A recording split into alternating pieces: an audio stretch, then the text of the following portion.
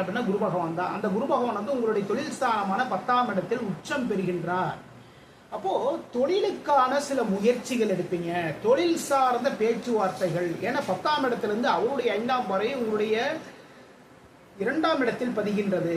அப்போ தொழில் சார்ந்த ஒரு பேச்சுவார்த்தை, கடனுக்காக ஒரு பேச்சுவார்த்தை, சொந்த தொழில் ஸ்டார்ட் பண்ணுறதுக்கான முயற்சிகள் எல்லாம் பண்ணுவீங்க. இந்த நேரத்தில் ரொம்ப கவனமா இருங்க. கடன் கொடுப்பதிலும் வாங்குவதிலும் ரொம்ப கவனமா இருந்துங்க.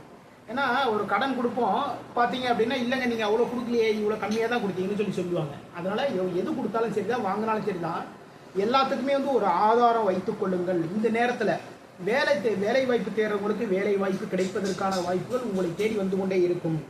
குரு பகவானுடைய 7ஆம் பார்வை உங்களுடைய ராசிக்கு 4ஆம் இடத்தில் பதிகின்றதுங்க. அப்போ இந்த டயத்தில் துலாம் ராசிக்காரர்கள் கடன் வாங்கி வாகனம் வாங்கலாம், கடன் வாங்கி ஒரு வீடு நிலம் வாங்கலாம். அதற்கான முயற்சிகள் தாராளமாக செய்யுங்க. சரிங்களா?